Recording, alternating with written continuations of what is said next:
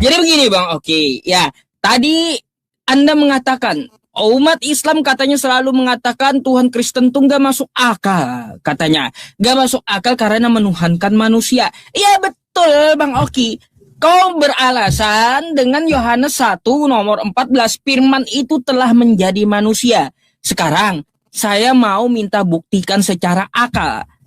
Kapan Yohanes melihat firman jadi manusia dan bagaimana perubahannya? Itu ya. Ibaratnya itu ya firman berubah dulu jadi Power Ranger, habis itu jadi Godzilla, apakah habis itu berevolusi jadi manusia? Kan gitu. Ah, itu bagaimana masuk akalnya? Kata kau, ya firman menjadi manusia. Itu yang pertama.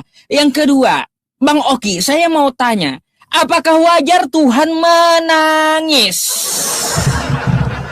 Di kitab Anda kan Yesus tuh menangis, Tuhan menangis. Nih ya, saya bukakan dulu kepada Bang Oki. Ya, Tuhan menangis. Ya, bentar ya. Yesus menangis gitu. Yesus menangis. Sabar. Ya, bentar ya. Lupa saya. Ayat berapa tuh Yesus menangis tuh? Yohanes 11 nomor 35. Maka menangislah Yesus, kan gitu. Sabar ya teman-teman semuanya. Loh. Kenapa lab saya nih terhenti kah? Enggak ya? Sabar. Nah, ini kalau kita lihat ya teman-teman, di sini Yohanes 11 nomor 35, maka menangislah Yesus. Ya, kan kayak gitu. Jadi, saya mau tanya sama Bang Oki, ya, apakah masuk akal Tuhan menangis? Iya, jangan kau beralasan, oh itu tuh manusianya itu. Ya, manusianya itu yang menangis, Tuhannya nggak menangis. Sabar dulu kawan, ya, sabar dulu. Yang kau tuhankan itu, yang kau sembah-sembah itu adalah Yesus, kan gitu. Aduh, bupering pula di YouTube saya. Sebentar ya, harus diulang nih. Jadi Bang Oki, satu aja. Bagaimana masuk akalnya Tuhan menangis? Lalu apakah ada yang melihat air mata Tuhan waktu di abad pertama? Kan gitu. Ada nggak yang melihat air mata Tuhan di waktu abad pertama? Saya mau bertanya tentang masalah itu Bang Oki. Saya nggak ngerti juga Tuhan kok bisa menangis. Menangis karena apa? Masuk akalkah Tuhan menangis? Siapa yang melihat Tuhan menangis? Ya, terus bagaimana air matanya warna kuning, hijau, biru, atau warna pelangi gitu? Karena kan apa? Karena Tuhan tuh yang menangis. Kalau manusia kan menangis, air matanya bening, ya. Terus keluar dari matanya. Nah ini Tuhan menangis tuh gimana ceritanya? Mungkin dua itu dulu ya pertanyaan saya sama Bang Oki. Ya Tuhan kok menangis? Gimana sih caranya supaya Bang Oki meyakinkan saya bahwa Tuhan menangis itu masuk akal gitu? Heran saya. Kalau di dalam Islam kan Tuhan kami itu bukan manusia, ya. Dia tidak akan pernah menyesal, nggak akan pernah menangis gitu. Buat apa Tuhan menangis? Coba. Heran saya, Tuhan menangis. Aduh, Bang Oki, ya. Saya daripada berulang-ulang coba buat masuk akal tentang masalah Tuhan menangis itu seperti apa gitu. Dan bagaimana ya prosesnya firman yang telah menjadi manusia supaya masuk akal. Apakah firman itu berubah dulu jadi apa gitu. Terus bagaimana cara menjelaskannya sehingga Yohanes itu berani menuliskan firman telah menjadi manusia. Prosesnya yang masuk akal kayak gimana? Mungkin ada analoginya gitu yang saya maksud. Silakan.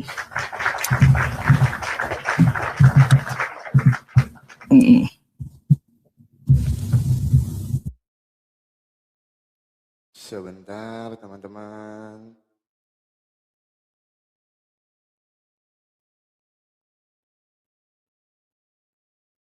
Oke.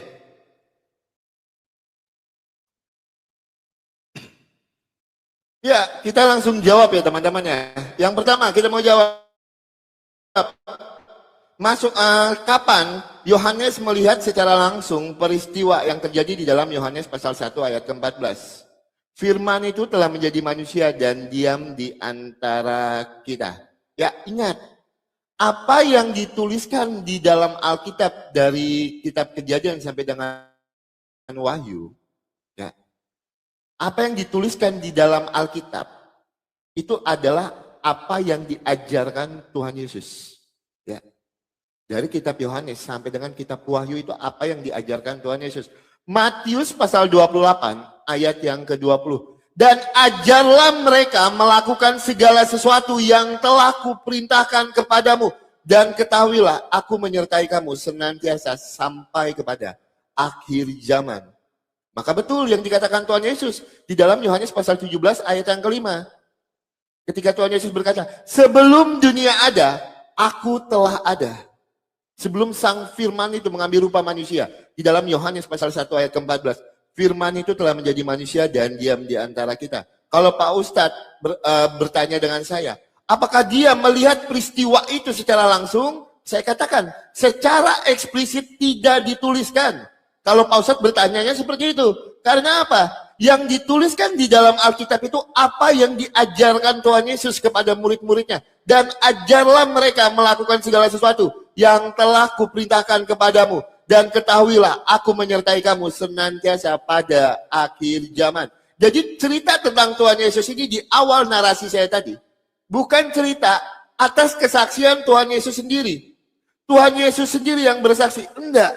Tapi dari murid-murid Tuhan Yesus yang pernah bertemu dengan Tuhan Yesus. Ketika di suatu permasalahan. Apakah kita akan percaya dengan klaim satu orang? Atau dengan klaim beberapa orang yang pernah bertemu dengan Tuhan Yesus? Otomatis kita akan percaya dengan kesaksian orang-orang yang pernah bertemu dengan Tuhan Yesus. Makanya kalau kita lihat, ada sejarawan Yahudi juga yang menuliskan tentang Tuhan Yesus. Ya, itu yang pertama. Yang kedua, apakah masuk akal Tuhan itu menangis? Ustaz, ingat, sang firman itu mengambil rupa manusia di dalam Yohanes pasal 1 ayat 14, itu tidak setengah-setengah manusia. Tidak 50% manusia, tidak 50% Allah. Enggak. Tuhan Yesus itu sepenuhnya Allah dan sepenuhnya manusia. Secara kemanusiaan, Tuhan Yesus itu memiliki semua rasa yang dimiliki oleh manusia. Ya, itu. Nah, terkait dengan pertanyaan Pak Ustadz, saya juga mau bertanya ya. Saya juga mau bertanya menggunakan logika juga. Ya, tolong Pak Ustadz nanti jelaskan juga menggunakan logika Pak Ustadz. Di dalam surat Al-Fil ayat yang kedua, cerita tentang burung ababil. Itu kan peristiwa besar. Ketika Raja Abraham menyerang Ka'bah. Di dalam surat Al-Fil ayat yang kedua sampai ayat yang ketiga itu adalah cerita burung ababil. Saya minta tunjukkan satu data sejarah yang pernah melihat peristiwa itu benar-benar terjadi. Cerita tentang burung ababil di dalam surat Al-Fil. Ya, itu kan cerita tentang Raja Abraha. Cerita tentang Raja Abraha yang menyerang Ka'bah. Tolong saya minta, ada nggak saksi peristiwa tersebut? Dan ada nggak sejarah yang menuliskan tentang peristiwa tersebut? Itu yang pertama, pertanyaan saya kepada Pak Ustadz Yusuf PI. Yang kedua, saya mau bertanya juga dengan Pak Ustadz Yusuf PI. Sebentar saya bukakan dulu datanya, teman-teman sebentar ya. Sebentar, saya bukakan dulu datanya. Sebentar. Laptop aku baru hidup soalnya. Sebentar ya, teman-temannya. Oke. Di dalam Sahih Bukhari 6862. Bukhari 68. Sebentar ya. 6862. Saya tunjukkan kepada Pak Ustadz Yusuf PI. Dan juga saya minta tolong jelaskan ini menggunakan logika. Bentar, kita tunjukkan dulu. Teman-teman Kristen, kencangin tap-tap layarnya teman-teman. Sahih Bukhari 6862, derajatnya sahih. Bukankah, ini saya baca dari sini aja ya. Tangan Allah selalu penuh, tidak kurang karena memberi nafkah dan selalu dermawan, baik siang maupun malam. Beliau bersabda lagi, bukankah kalian telah melihat apa yang dibelanjakannya semenjak dia menciptakan langit dan bumi? Pertanyaan saya, Allahmu belanja apa ketika dia menciptakan langit dan bumi? Dan belanjanya di mana? Tolong jelaskan menggunakan logika. Apa yang dibelanjakannya dan belanjanya di mana? Silakan Pak Tumpe. Oke. Gampang ya. Saya akan jawab dulu ya teman-teman. Siapa saksi sejarah ya? Sejarah burung ababil. Wah, berhamburan ya teman-teman. Kalau kita lihat data tuh berhamburan masalah sejarah burung ababil itu ya. Salah satunya nih saya tunjukkan ya, dalam literasi Islam burung ababil itu disaksikan oleh siapa nih? Ini ya. Datanglah Nufail bin Habib. Itu salah satunya ya saksinya. Ya, saksi berdiri di samping gajahnya. Ya, tuh saksinya. Ya, saksi kejadian masalah burung ababil. Kalau kita baca sejarahnya banyak ya. Siapapun di sini yang tertulis menjadi saksi. Bahkan salah satunya adalah kakeknya Rasulullah, Abdul Muthalib. Ya, teman-teman semuanya. Yang mana Abdul Muthalib itu disita unta beliau oleh Abraha gitu.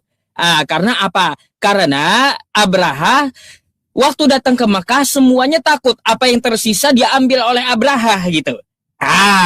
Jadi pas kebetulan yang diambil untanya Abdul Muthalib kan gitu. Kakeknya Rasulullah punya unta. Jadi beliau langsung menghadap Abraha. Hai Abraha, kalau kau mau menghancurkan Ka'bah ya itu ada pemiliknya, tapi kembalikanlah untaku. Itu salah satunya ya. Tuh banyak selain Abdul Muthalib, Nufail ya. Belum lagi nih kalau kita ceritanya sangat panjang ya teman-teman di bawah nih ya. Kebanyakan gitu Bang Oki ya. Orang-orangnya pada saat itu yang menyaksikan Abraha datang menyerang Ka'bah. Yang kedua, tadi hadisnya yang Anda maksud seperti apa? Tolong nanti diulang pertanyaannya. Terus Anda membacakan hadisnya ya 68 Bukhari 6862 itu masalah kitab apa? Gitu. Itu saya yang kurang mengerti. Ya, Allah belanja. Maksud Anda ini dalam kitab apa? Karena Bukhari itu bukan cuma satu, Bang Oki. Dan tolong pertanyaannya itu nanti diulang. Oke, ya. Nah, Bang Oki, ya, berkaitan tentang penjelasan Anda, Yesus telah menjadi manusia. Ya, Tuhan menjadi manusia, lalu dia menangis. Ini jawaban yang kagak masuk akal ya. Udah dibilang ya bagaimana prosesnya dulu Firman menjadi manusia itu kayak gimana. Apa yang ditulis bla bla bla tidak ada bukti dan tidak ada analogi. Bagaimana masuk akalnya kalau tidak ada bukti, tidak ada analogi. Ya, terus Tuhan menangis karena dia mengambil rupa jadi manusia. Lah, kalau dia mengambil rupa jadi hewan, bisa juga dia menangis. Kan kayak gitu. Banyak tuh sapi kita lihat menangis, kerbau menangis, kucing juga bisa nangis, kan gitu. Cobalah kasih jawaban yang pasti. Ya bisa aja Tuhan itu mengambil rupa jadi hewan dan dia menangis. Tuhan mengambil rupa jadi manusia jadi wajar menangis. Di mana wajarnya? Wajarnya di mana? Apa yang ditangisi Tuhan gitu. Ya, masa Tuhan menangis? Aduh, nggak masuk akal masih sama saya. Terus ya berkaitan tentang masalah, kalau begitu kata Bang Oki tentang masalah Al-Fil, siapa saksinya, apakah masuk akal? Kalau begitu saya coba bertanya ya, tambahan nih pertanyaannya, coba Anda buka Matius 27, nomor 52 dan 53. Siapa saksi sejarah ya, itu orang-orang kudus tuh ya bangkit, siapa saksi sejarahnya? Tunjukkan seperti saya menunjukkan data tadi ya Bang Oki ya, Matius 27 nomor 52. Nih. Saya bukakan dulu buat teman-teman. Ini siapa nih? Masuk akalkah sejarahnya ini ya? Nih, waktu penyaliban Yesus dan kuburan-kuburan terbuka dan banyak orang kudus yang telah meninggal bangkit. Kan kayak gitu. Lalu sesudah kebangkitan Yesus mereka pun keluar dari kubur. Lalu masuk ke kota Kudus, ke Jawa Tengah rupanya. Dan menampakkan diri kepada banyak orang. Ini sejarahnya mana, Bang Oki? Zombie ini bangkit dari kubur gitu. Mana sejarahnya? Berapa orang yang bangkit? Siapa aja yang bangkit? Mana bekas kuburannya? Terus mana catatan orang Kudus? Ya, catatan kota Kudus ini bahwa ada orang mati yang pernah bangkit gitu. Ini mana nih? Ya. Kau nggak usah pikir Alfil, coba pikir nih orang kudus, zombie kudus ini bangkit itu mana saksinya mana? Ya, zombie dari kubur tuh bang. Ya silakan. Oke, sebentar teman-teman.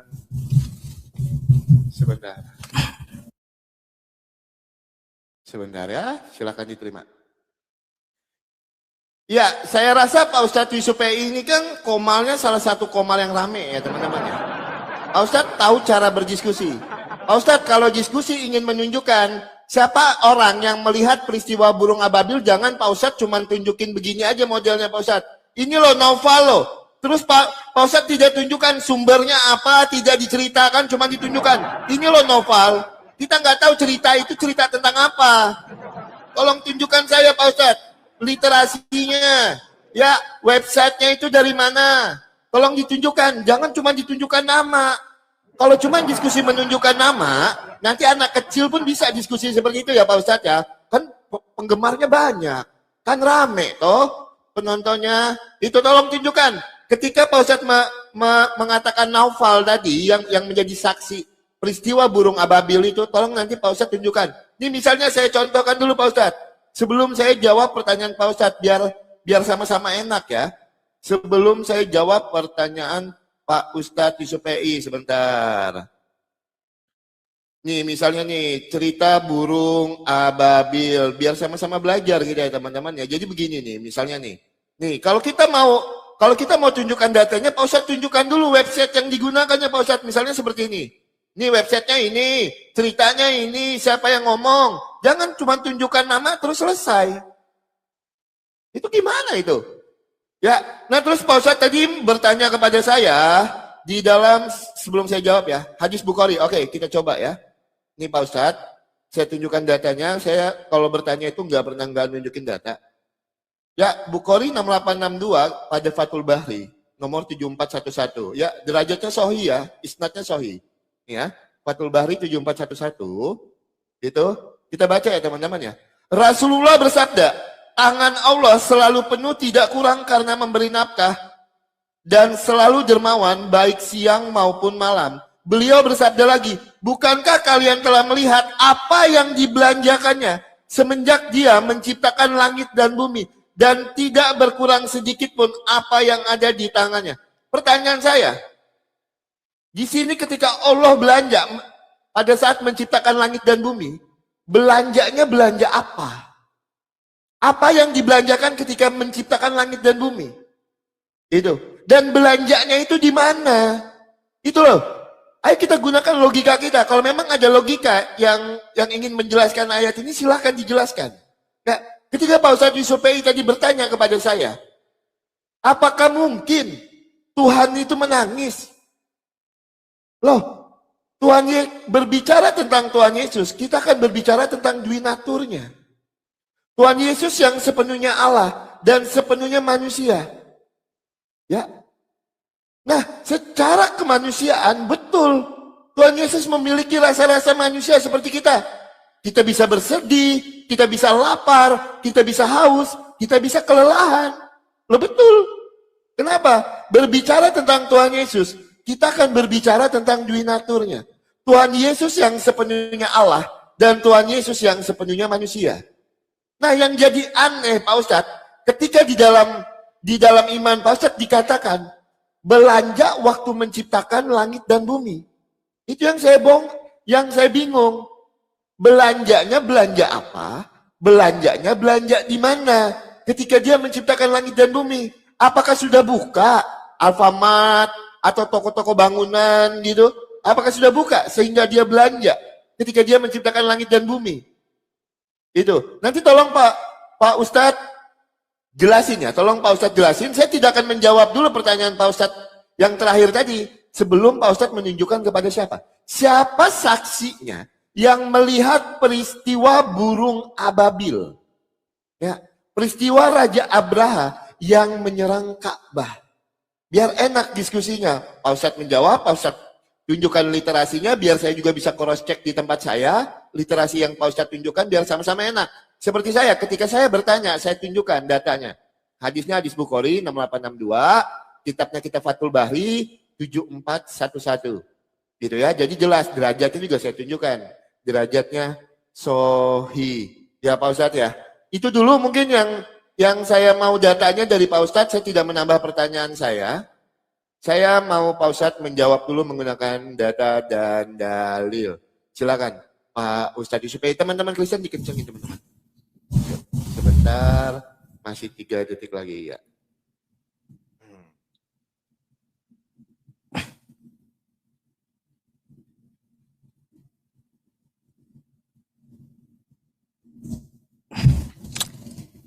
Oke teman-teman ya, mari kita tunjukkan ya. Gampang, literasi Islam tuh banyak ya.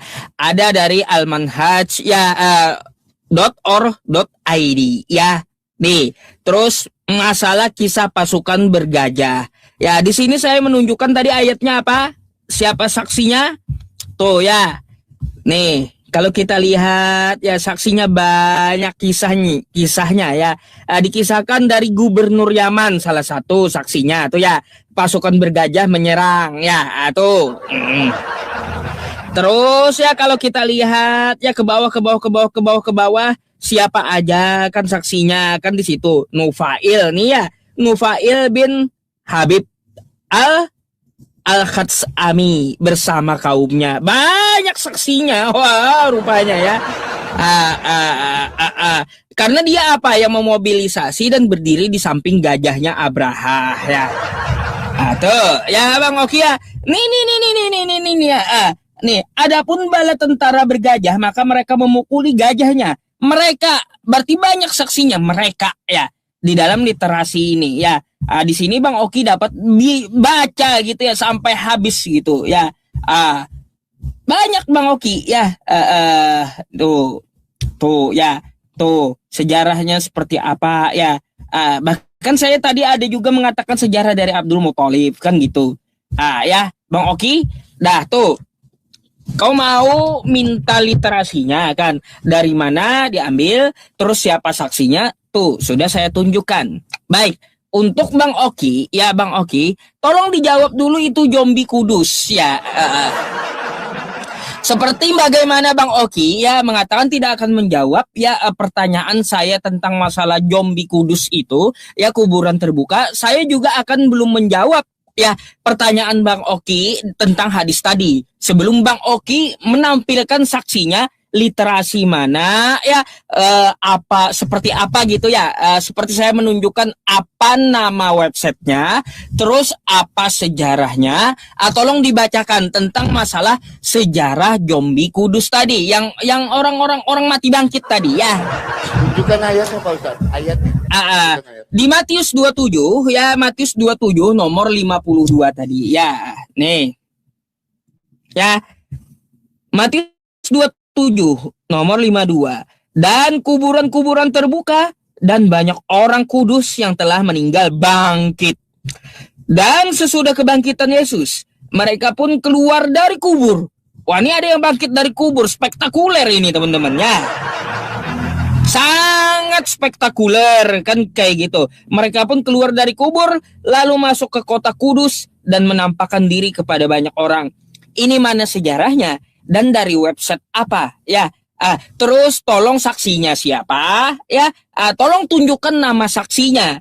Terus berapa orang yang bangkit? Ya, bekas kuburannya mana? Kan gitu. Jombi Kudus ini. Ya saya akan jawab ya pertanyaan Bang Oki, gampang itu ya, tentang masalah penciptaan langit dan bumi, Allah membelanjakan apa, kata Bang Oki, gampang itu ya. Gampang bagi saya menjawab hal itu. Tapi yang penting Bang Oki dijawab dulu mana sejarahnya masalah Jombi Kudus ini. Sebagaimana tadi saya menjelaskan tentang Abraha. Nih Bang Oki websitenya dari Al-Manhaj, siapa saksinya, ceritanya semuanya ada. Bahkan ada yang ada dari Gubernur Yaman. Ya, berdiri pula Nufail tadi di samping gajah Abraha. Bayangkan kayak gitu. Nah, saya harap Bang Oki juga menunjukkan seperti saya tunjukkan. Dari website apa, ya Jombi Kudus ini berapa yang bangkit, terus siapa aja yang bangkit namanya, terus bekas kuburnya mana, terus catatan orang Kudus itu mungkin yang di Jawa Tengah ada catatannya, ada berapa Jombi yang masuk di kota, kan gitu. itu tuh, ini masuk akal atau tidak nih agama? Ya kan kayak gitu. Ya masuk akal sejarah nggak gitu? Nah, itulah Bang Oki yang saya pertanyakan dulu ya. Saya akan carikan juga literasi Allah membelanjakan apa. Padahal di situ ya teman-teman, saya kasih kisi-kisi sedikit. Ketika Allah menciptakan langit dan bumi, bukan berarti ada Alfamart, bukan ya. Bukan berarti apa yang dimaksud dibelanjakan ya. Coba Bang Oki ya jawab dulu, nanti akan saya bukakan hadisnya. Kitab Sahih Bukhari 646268 ya. 6268 atau 7411 tadi, silakan. Oke, teman-teman, menarik ya teman-teman ya. Siap guys. Oke, teman-teman, sebentar kita tunggu tanding ulangnya dulu. Oke. Ya, sebelum saya masuk ke dalam Matius pasal 27 ayat 51, ingat ciri-ciri hari kiamat yang dikatakan Tuhan Yesus. Ya, ketika Tuhan Yesus menyerukan kepada kita, tetap berjaga-jagalah. Apa yang diciri-cirikan Tuhan Yesus, teman-teman? Bait suci Allah terbelah dua. Ingat ya, poinnya di situ. Ini poinnya teman-teman. Teman-teman Kristen harus tahu ketika ditanya pertanyaan Matius pasal 27 ayat 51 ya. Apa yang diciri-cirikan Tuhan Yesus ketika hari kiamat nanti? Ketika Tuhan Yesus mengatakan kepada kita, tetap berjaga-jagalah. Apa yang menjadi ciri-cirinya? Bait suci Allah terbelah dua. Mari kita buka teman-teman. Ya, Matius pasal 27 ayat yang ke-51. Dan lihatlah tabir bait suci terbelah dua. Dari atas sampai ke bawah dan terjadilah gempa bumi dan bukit-bukit batu terbelah. Pak Ustadz, ini peristiwa belum terjadi Pak Ustadz. Ya, ini peristiwa belum terjadi yang di ayat 51 ini. Ini peristiwa belum terjadi. Jadi kalau Pak Ustadz tanya, kalau Pak Ustadz bertanya kepada saya, gitu. Kalau Pak Ustadz bertanya kepada saya, ini saksinya siapa? Ini peristiwa belum terjadi Pak Ustadz. Ya. Dan kuburan-kuburan terbakar banyak orang-orang kudus telah meninggal dan bangkit. Dan sesudah kebangkitan Yesus, mereka pun keluar dari kubur lalu masuk ke kota kudus dan menampakkan diri. Yang Pak Ustadz tanya Pak Ustadz, di ayat 51 ini Pak Ustadz, ini belum terjadi kisah ini Pak Ustadz. Ya. Ini adalah yang diciri-cirikan Tuhan Yesus. Makanya Tuhan Yesus ketika ditanya kapan hari kiamat, Tuhan Yesus mengatakan, tetap berjaga-jagalah. Tetapi ciri-ciri hari kiamat itu disampaikan Tuhan Yesus, Pak Ustadz Yusuf PI. Tabir suci, tabir bait Allah itu akan terbelah dua. Jadi peristiwa ini belum terjadi ketika Pak Ustadz bertanya kepada saya. Oke, Pak Ustadz tadi menjawab kepada saya teman-teman. Pak Ustadz jawab kepada saya tadi menggunakan ini. Yang saya tanya, ada nggak sejarawan yang menuliskannya? Pak Ustadz, tolong tunjukkan kepada saya Pak Ustadz. Yang Pak Ustadz bawakan di Almanats ini, saya udah buka dan saya udah baca ringkas, kisah pasukan gajah. Sejarawan mana ini Pak Ustadz yang menuliskannya Pak Ustadz? Sejarawan mana ini yang menuliskannya? Ini Pak Ustadz jawab, yang mana di sini sejarawan? Ya, itu kan peristiwa besar. Yang mana di sini sejarawannya Pak Ustadz? Siapa namanya? Ya, kalau Pak Ustadz mengatakan ini adalah tulisan sejarah. Karena apa Pak Ustadz? Di salah satu literasi Pak Ustadz juga, saya tunjukkan data dan dalilnya. Di salah satu literasi Pak Ustadz, kita buka ya. Klik MU. Kan Pak Ustadz juga pakai website toh. Ini juga ada website. Ya. Dongeng ceria, kisah Raja Abraha yang ingin menghancurkan Ka'bah. Selamat datang di kebenaran. Ini, klik MU. Dongeng ceria, kisah Raja Abraha yang ingin menghancurkan Ka'bah. Kalau kita lihat Pak Ustadz, siapa yang menuliskan di sini? Surabaya klik mu.com memperingati Maulid Nabi Muhammad SAW. Sekolah bernuansa bahari SD Muhammadiyah 9 Surabaya mengadakan dongeng ceria dan berbagi bersama. Makanya saya tanya kepada Pak Ustadz Yusuf PI. Saya tanya kepada Pak Ustadz Yusuf PI. Ya, saya tanya kepada Pak Ustadz Yusuf PI. Itu. Ada nggak sejarawan yang menuliskan cerita burung ababil? Itu. Kalau pertanyaan Pak Ustadz Yusuf PI di dalam Matius pasal 27 ayat 51, saya sudah jawab tadi. Peristiwa itu belum terjadi. Ya. Jadi Pak Ustadz tidak akan menemukan data-data sejarahnya. Peristiwa itu belum terjadi. Matius pasal 27 ayat yang ke-51. Nah, pertanyaan saya juga kepada Pak Ustadz. Salah satu mujizat Nabi Muhammad itu adalah bulan terbelah. Saya minta satu data sejarahnya supaya saya bisa menggunakan logika saya. Satu sejarah, ya, satu sejarawan yang menuliskan kalau bulan itu pernah terbelah. Ya, salah satu mujizat Nabi Muhammad itu adalah bulan terbelah. Ada nggak catatan sejarah yang menuliskan kalau bulan itu pernah terbelah? Karena itu adalah peristiwa besar. Itu bukan peristiwa kecil. Itu adalah peristiwa besar, Pak Ustadz. Ketika bulan itu terbelah. Saya minta sejarawannya.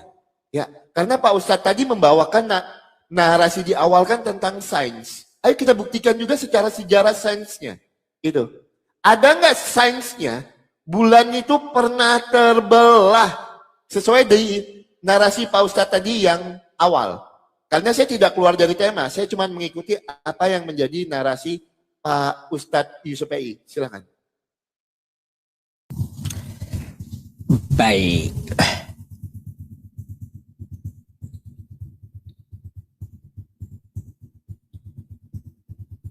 Sabar ya, waktunya.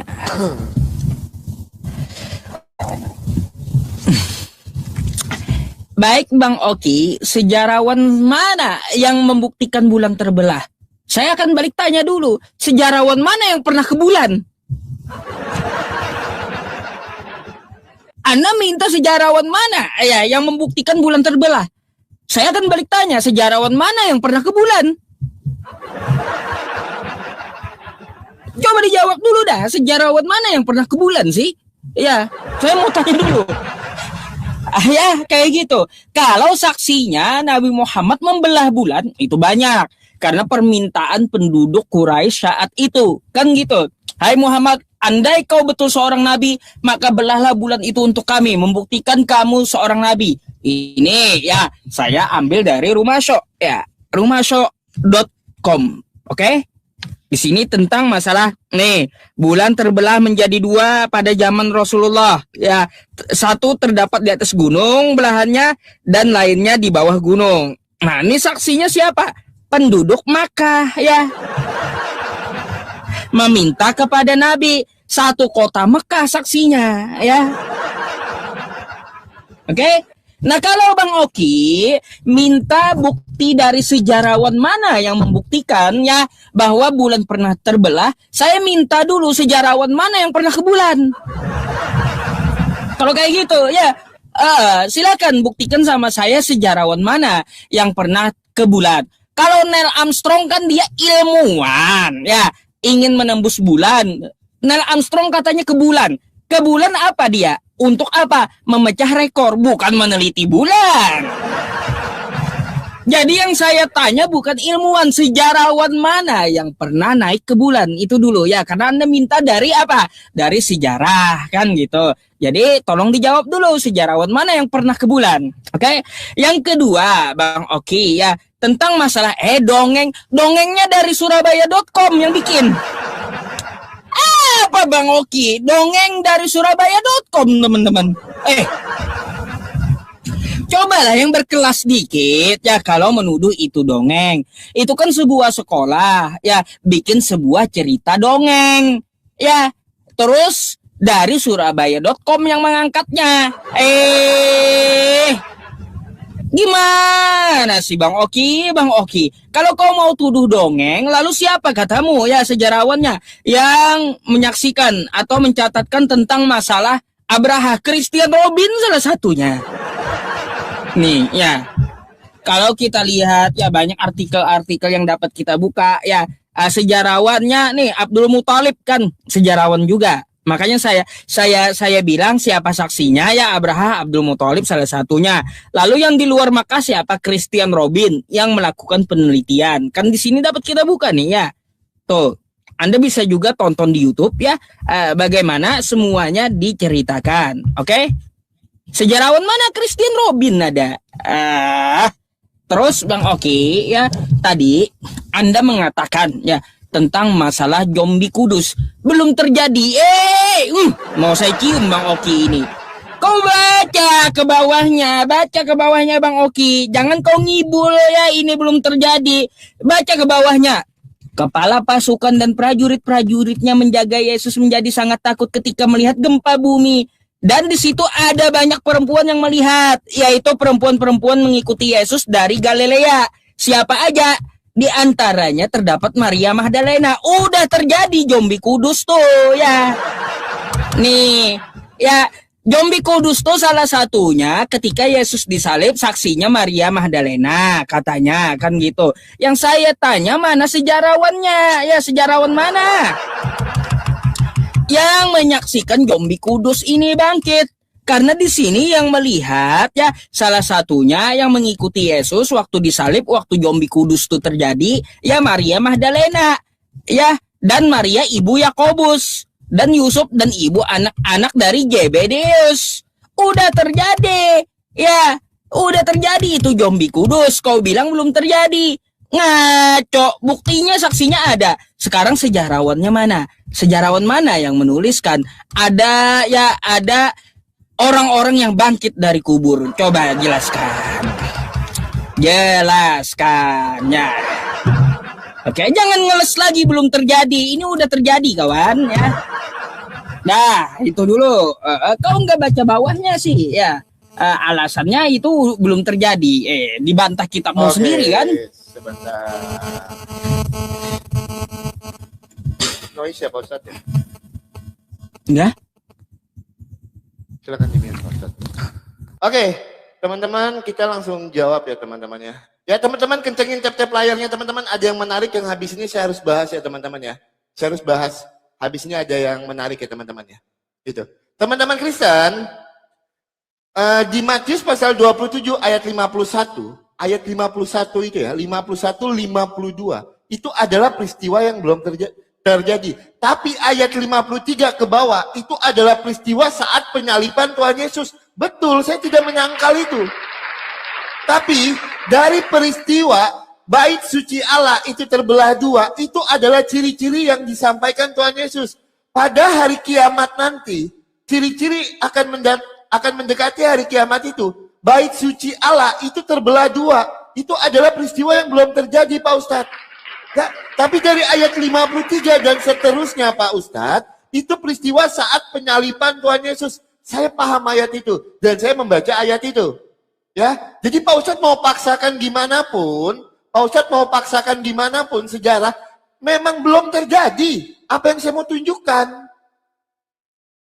Belum terjadi itu. Ya, itu yang pertama teman-teman. Yang kedua, Pak Ustadz, ketika Pak Ustadz bertanya sama saya, sejarawan mana yang pernah naik ke bulan? Saya tidak bertanya itu tadi.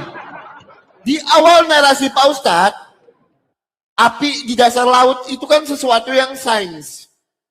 Yang saya tanya dengan Pak Ustadz tadi, sejarah sains mana yang menuliskan bulan itu pernah terbelah? Itu yang saya tanya, bukan sejarawan. Sejarah sains mana? Sains yang mana menuliskan kalau bulan itu benar-benar pernah terbelah? Kan itu peristiwa besar. Itu loh. Itu yang pertama. Yang kedua, Pak Ustadz bawa-bawa Christian Robin. Pak Ustadz, kalau bawa AI, ini ya, Pak Ustadz harus baca sampai ke bawah. Jangan atasnya doang dong. Nggak bagus itu. Oke, ini kan Pak Ustadz. Pak Ustadz, ini ya, data yang Pak Ustadz bawakan ya. Kita baca di bawahnya teman-teman. Jadi Robin memisahkan antara inti peristiwa sejarah invasi Abraha dengan elemen-elemen mujizat burung ababil yang ia anggap sebagai bagian dari narasi keagamaan. Bukan apa Pak Ustadz? Pak Ustadz sini, lihat. Bukan fakta sejarah. Selamat datang di kebenaran. Dibaca sampai habis dong, pelan-pelan ya. Jadi, Christian Robin atau Robin memisahkan antara inti peristiwa sejarah invasi Abraha dengan elemen-elemen mujizat burung ababil yang ia anggap sebagai bagian dari narasi keagamaan. Bukan fakta sejarah literal yang bisa diverifikasi secara empiris melalui catatannya. Selamat datang di kebenaran. Banyak catatan sejarah yang menuliskan tentang peristiwa burung ababil. Banyak. Christian Robin. Baca dong kesimpulannya Christian Robin itu. Apa yang disimpulkannya? Jangan cuma atas yang dibaca, bawahnya nggak dibaca. Saya ulangi pelan-pelan saya bacakan biar kita paham teman-teman. Jadi Robin memisahkan antara inti peristiwa sejarah invasi Abraha dengan elemen-elemen mujizat burung ababil yang ia anggap sebagai bagian dari narasi keagamaan. Bukan fakta sejarah literal yang bisa diverifikasi secara empiris melalui catatannya. Selamat datang di kebenaran. Itu Christian Robin menyatakan itu Pak Ustadz. Ya. Terus yang mana lagi? Nah ketika Pak Ustadz tadi mengatakan, masa bawa data dari Surabaya, terus Pak Ustadz ngomong gini, sekolah bikin cerita dongeng. Nah itu judulnya dongeng ceria. Saya cuma membaca apa yang tertulis. Saya tidak melebih-lebihkan. Emang saya menafsirkan? Yang saya tanya Pak Ustadz, peristiwa burung ababil itu yang ketika dia membawa batu, itu mana fakta sejarahnya? Pak Ustadz bawa Christian Robin. Christian Robin sendiri mengatakan tidak bisa diverifikasi. Karena itu adalah literasi keagamaan. Jangan baca atasnya, bawahnya tidak dibaca. Itu. Tolong Pak Ustadz jawab. Sains mana yang menuliskan kalau bulan itu pernah terbelah? Pak Ustadz tadi kan bangga dengan sains di opening statement Pak Ustadz. Ada api di dasar laut. Sekarang saya tanya, sains mana yang menuliskan kalau bulan itu pernah terbelah? Silakan Pak Ustadz Yusufi jawab.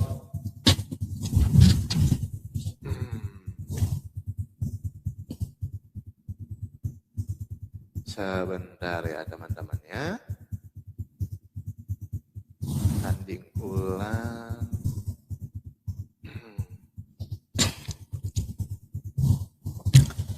Oke, teman-teman, rupanya Bang Oki kagak ngerti yang saya tanyakan sejarawan mana yang naik ke bulan untuk meneliti. Kan kayak gitu. Karena yang diminta adalah catatan sejarahnya mana. Berarti kalau catatan sejarahnya, berarti sejarawan yang menuliskan, kan gitu. Kalau sejarawan yang menuliskan, sejarawan mana yang pernah naik ke bulan? Aduh, dari catatan sains kata Anda. Nah, orang sains mana yang pernah ke bulan? Coba tunjukkan sama saya. Ya, orang sains mana yang pernah ke bulan? Kalau kata Anda Neil Armstrong. Neil Armstrong itu meneliti bulan atau mau ke bulan? Ya. Apakah Neil Armstrong itu memutari bulan gitu setiap sudut bulan? Nah, itu yang saya tanya, orang sains mana yang pernah ke bulan? Siapa yang pernah sampai? Kalau alasannya Neil Armstrong, apakah Neil Armstrong itu meneliti bulan keseluruhan? Coba saya tanya, coba jawab dulu ya. Sejarawan mana atau orang sains mana yang pernah ke bulan? Oke? Karena kan Anda minta sejarahnya.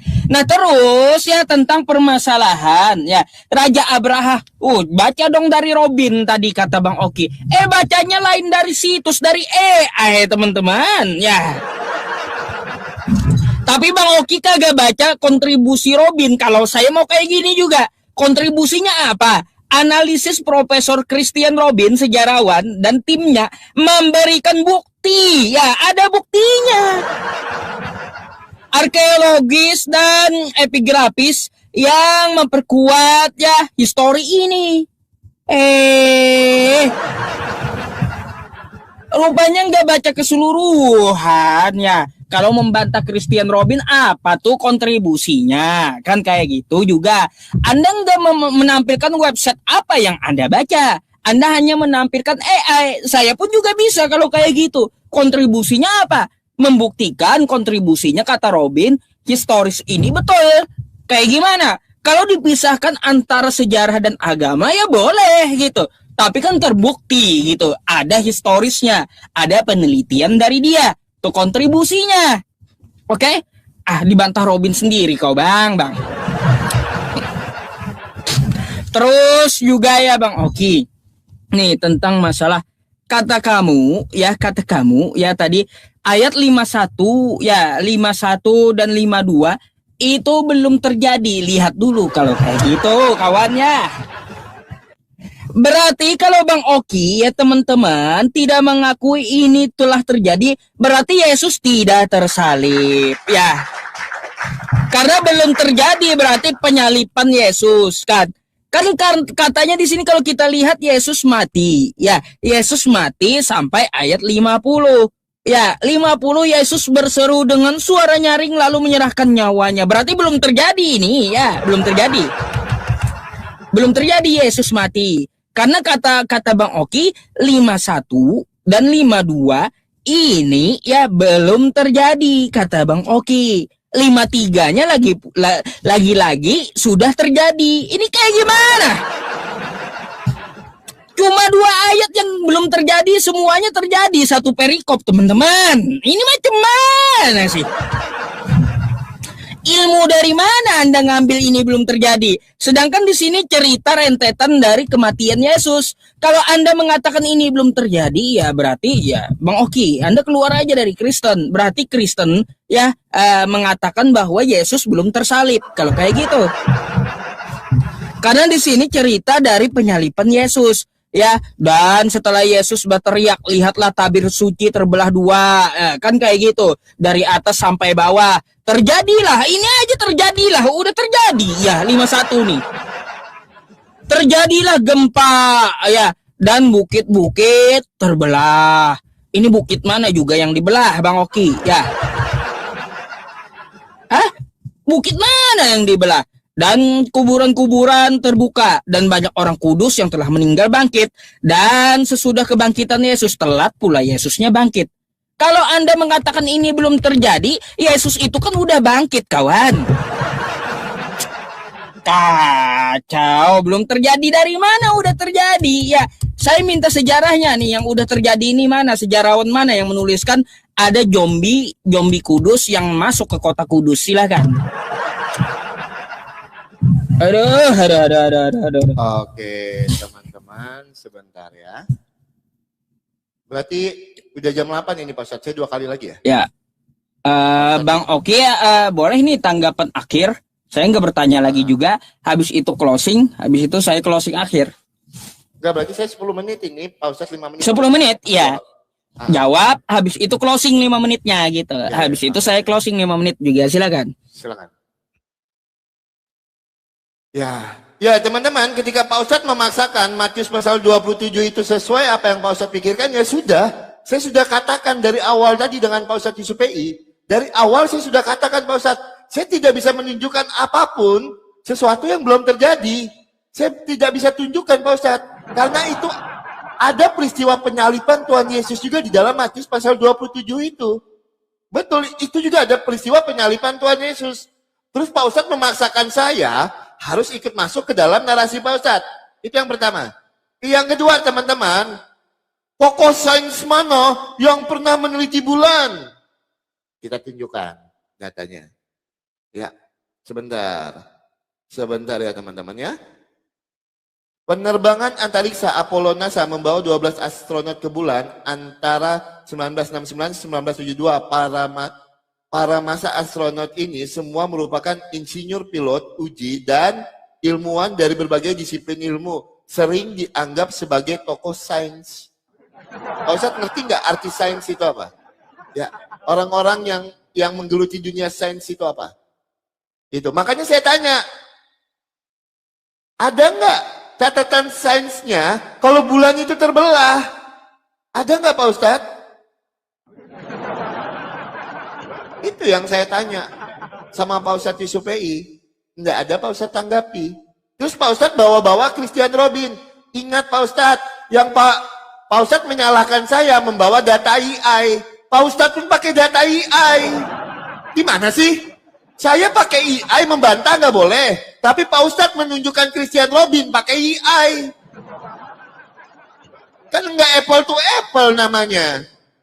Pak Ustadz boleh modal AI, saya bantah pakai AI nggak boleh. Berarti cuma Pak Ustadz yang boleh, saya nggak boleh pakai AI gitu. Pokoknya kalau saya yang pakai AI boleh. Kalau dibantah pakai AI itu nggak boleh.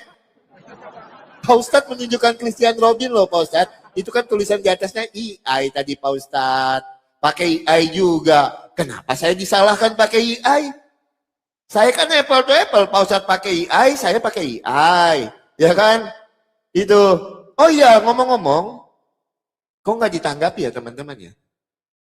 Masalah Allah belanja tadi ya. Itu tuh nggak ditanggapin loh tadi loh. Aku sampai lupa. Karena kita terlalu fokus dengan cerita Raja Abraha. Raja Abraha, yang saya tanya itu bukan Raja Abrahanya loh Pak Ustadz. Ingat ya. Itu. Yang saya tanya dengan Pak Ustadz itu bukan tentang cerita Raja Abraham menyerang Ka'bah. Tetapi cerita burung ababil. Itu. Yang membawa batu itu loh. Itu kan peristiwa besar. Ada nggak Pak Ustadz yang menuliskan itu? Cerita burung ababilnya itu yang saya tanya sama Pak Ustadz Yusuf PI dari tadi itu ya. Nah kalau kami di dalam iman Kristen Pak Ustadz ya, kalau kami di dalam iman Kristen apapun pertanyaan Pak Ustadz kami itu orangnya ya katakan ya, tidak katakan tidak. Selebihnya berasal daripada si jahat. Jadi jelas Pak Ustadz. Itu kalau Pak Ustadz memaksakan Matius pasal 27 sedangkan Tuhan Yesus sendiri mengatakan ciri-ciri hari kiamat nanti itu sudah Tuhan Yesus sudah mengatakan ciri-cirinya Pak Ustadz. Bait suci Allah itu terbelah dua. Itu adalah peristiwa yang belum terjadi Pak Ustadz. Itu yang mau diceritakan di dalam Alkitab. Itu memang di dalam ayat itu ada cerita juga penyaliban Tuhan Yesus. Tapi Pak Ustadz harus lihat konteksnya. Yang mana peristiwa yang belum terjadi, mana peristiwa penyaliban Yesus. Itu ada dua peristiwa Pak Ustadz di dalam satu ayat itu. Di dalam satu perikop itu diceritakan dua. Itu dari awal saya sudah jelaskan kalau Pak Ustadz memaksakan, ya, saya mau jawab apa? Saya mau berdusta gitu. Ya nggak boleh dong berdusta. Ya katakannya tidak, katakan tidak. Selebihnya kan berasal daripada si jahat. Itu Pak Ustadz. Nah, nanti tolong Pak Ustadz tanggapi ya. Nanti tolong Pak Ustadz Yusuf PI tanggapi cerita tentang, bukan. Sains mana yang menuliskan tentang bulan itu pernah terbelah. Itu kan peristiwa besar. Pak Ustadz di awal narasi Pak Ustadz bangga dengan sains. Ada api di dasar laut. Itu adalah bukti kalau agama kami menggunakan logika. Tapi giliran ditanya, sains mana yang menuliskan bulan terbelah? Pak Ustadz lalu nggak mau pakai sains lagi.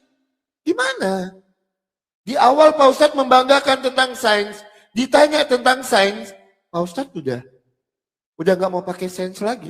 Tadi awalnya bangga. Ada bumi di dasar laut, bahkan secara secara sains itu dibenarkan. Itu. Tapi ditanya masalah sains, Pak Ustadz nggak mau, lari kemana-mana. Itu, sebentar ya. Oke, closingnya nih Bang ya. Aku 5 menit ya, closing statement ya. Oke. Sebentar, nunggu waktunya dulu. Oke, sebentar ya teman-teman ya. Iya teman-teman, shalom ya. Terima kasih banyak buat teman-teman yang udah tap-tap layar, yang udah typing. Terima kasih banyak, yang udah menabur. Terima kasih banyak, Tuhan Yesus memberkati. Ya teman-teman, makanya saya katakan teman-teman, berbicara tentang sejarah, jangan berbicara dengan orang Kristen. Ya, kalau peristiwa-peristiwa yang sudah terjadi, jangan berbicara dengan orang Kristen. Karena orang Kristen itu kuat sekali tentang sejarahnya. Dan kami itu selalu menggunakan akal kami. Makanya, seperti saya sampaikan tadi, data primer saya itu adalah Alkitab. Tentang Tuhan Yesus. Itu adalah data primer. Nah dari mana kita bisa membuktikan kebenaran cerita yang di dalam Alkitab ini? Ada nggak sih sejarawan yang menuliskan tentang Tuhan Yesus? Ada. Flavius Josephus. Jadi itu kami menggunakan logika kami ketika kami membaca sejarah. Kami tidak modal imani saja. Itu. Kami tidak modal imani saja. Makanya di dalam iman Kristen, yang pertama, ketika kami mengimani Yesus itu adalah Tuhan, tidak sekedar iman buta. Seperti yang saya sampaikan di awal tadi. Tidak sekedar iman buta. Tetapi kami juga menggunakan akal kami. Karena apa? Ketika kami menggunakan akal kami percaya kalau Yesus ini adalah Tuhan yang benar. Apa yang diajarkan Tuhan Yesus kepada kami? Apakah membawa perubahan, dampak di dalam kehidupan kami? Jelas. Itu ya. Nah, terkait pertanyaan dari Pak Ustadz Yusuf tadi yang saya sudah jawab semua, saya tidak boleh nyebrang lagi nih teman-teman ya. Karena saya closing statement. Itu. Jadi tentang Tuhan Yesus menangis, berbicara tentang Tuhan Yesus, kita akan berbicara tentang dui naturnya. Tuhan Yesus yang sepenuhnya Allah dan sepenuhnya manusia. Secara kemanusiaan, betul Tuhan Yesus mengalami apa yang kita alami. Rasa lapar, rasa haus, kelelahan, sedih, menangis. Itu dirasakan secara kemanusiaan. Ya, Karena apa? Berbicara tentang Tuhan Yesus, kita akan berbicara tentang dui naturnya. Tuhan Yesus yang sepenuhnya Allah dan sepenuhnya manusia. Itu yang pertama. Yang kedua, pertanyaan di dalam Matius pasal 27. Mungkin teman-teman Kristen sudah paham ya. Di situ ada dua peristiwa, teman-teman. Ada peristiwa yang belum terjadi dan ada peristiwa penyaliban Tuhan Yesus. Itu. Nah, yang ditanyakan itu adalah peristiwa yang belum terjadi, teman-teman. Itu sebenarnya kalau saya mau asal-asalan, baca aja ayat selanjutnya, itu ada Maria Magdalena yang melihat peristiwa itu. Tapi yang dilihat Maria Magdalena di situ bukan peristiwa orang-orang kudus itu, tetapi peristiwa penyaliban Tuhan Yesus. Mau saya buktikan, kalau saya mau jawab ngawur itu gampang. Misalnya di dalam Matius pasal 27 ayat yang ke-56. Di antara mereka ada Maria Magdalena, Maria ibu Yakobus dan Yusuf, dan ibu anak-anak Zebedeus. Kalau saya mau mengatakan itu menjadi saksinya gampang. Itu. Tapi yang mereka saksikan itu adalah penyaliban Tuhan Yesus. Peristiwa penyaliban Tuhan Yesus. Ya, bukan peristiwa tabir bait suci Allah itu terbelah. Itu ada dua peristiwa yang berbeda di dalam satu perikop itu. Makanya kita harus pahami. Ketika membaca Alkitab itu kita harus benar-benar menggunakan hikmat kita supaya kita boleh mengerti apa yang tertulis di dalam Alkitab itu sendiri. Ya, buat teman-teman Kristen, terima kasih banyak untuk support dan dukungannya melalui tap-tap layar, melalui typingan. Terima kasih yang sudah membagikan live ini, yang sudah menabur, terima kasih banyak. Teman-teman yang mengambil kesimpulan, ya, teman-teman semua yang mengambil kesimpulan, agama mana yang bisa dibuktikan menggunakan logika, agama mana yang tidak bisa dibuktikan menggunakan logika. Kita coba gunakan logika kita dalam beragama, tapi yang terpenting dari semua itu teman-teman, 2026 ini ayo terima Tuhan Yesus sebagai jalan dan kebenaran dan hidup. Yohanes pasal 14 ayat yang ke-6. Akulah jalan dan kebenaran dan hidup, tidak ada seorang pun yang dapat sampai kepada Bapa kalau tidak melalui aku. Ya, ayo di 2026 ini kita terima Tuhan Yesus sebagai jalan dan kebenaran dan hidup supaya kalian penuh damai sukacita di dalam kehidupan kalian ya teman-teman ya. Supaya semakin banyak jiwa-jiwa yang diselamatkan, semakin banyak orang percaya Yesus Kristus itu adalah Tuhan dan Juru Selamat. Kristen itu ketika kita menggunakan logika bisa, menggunakan sejarah bisa, menggunakan iman bisa. Kenapa kami selalu percaya Yesus itu adalah Tuhan dan Juru Selamat?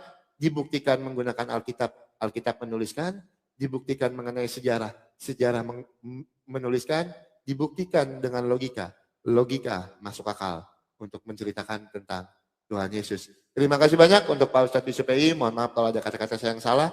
Silakan Pak Ustadz Yusuf Pei. Closing statement. Oke.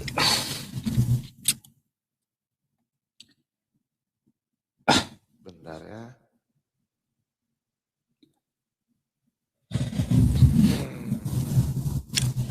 Ya, di closing statement ini teman-teman saya tidak nyebrang lagi, tidak bertanya lagi kan kayak gitu, tapi ambil kesimpulan. Nah, beberapa literasi tadi ya udah dijelaskan oleh Bang Oki ya, itu Anda simpulkan gitu, masuk akal atau enggak kan kayak gitu.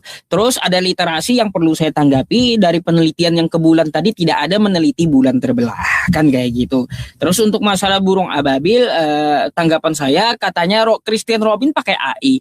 Lah, yang di awal tadi kan saya ada tuh menunjukkan beberapa literasi, beberapa website tentang masalah cerita yang diteliti oleh Christian Robin gitu. Anda bisa ulang videonya nanti gitu ya. Jadi seperti itu saja ya teman-teman. Saya hanya menekankan sesuai dengan yang dikatakan oleh Bang Oki. Mari kita menggunakan akal. Mana yang bisa dibuktikan dengan akal dan mana yang tidak bisa dibuktikan dengan akal. Gini cerita. Cerita sesuatu itu pasti dapat kita buktikan. Kalau satu perikop ya, apalagi Bang Oki kan di kitabnya itu perikop. Tidak mungkin lah satu disisihkan, satu tidak kan gitu. Itu adalah satu kesatuan dari ceritanya kan kayak gitu setahu saya. Ya kalau seperti itu ya belum terjadi. Kalaupun belum terjadi, maka sebenarnya saya ingin bertanya dengan Bang Oki. Kalau seperti itu, mana bukti pakunya Yesus, terus kan tiang salibnya Yesus? Kan kayak gitu. Cuma sudah waktu habis, saya hanya menanggapi saja dan tidak bertanya lagi. Silakan Anda menilai sendiri. Teman-teman semuanya, yang jelas ya Tuhan kita ya di dalam diskusi ini Allah Subhanahu wa taala tidak pernah menangis ya. Jadi jangan sampai kita mengikuti Tuhan yang bisa menangis. Itu saja. Ikuti Tuhan yang kuat, yang tidak menangis, tidak menyesal gitu ya kawan-kawan. Karena Rasulullah Shallallahu alaihi wasallam pun diperintahkan seperti itu. Qul in kuntum tuhibbunallah fattabi'uni yuhibbukumullah. Apabila kamu mencintai Allah, maka ikuti apa yang diturunkan kepada Nabi. Nuzila ala Muhammad wa huwal haqqu min rabbihim, kan gitu.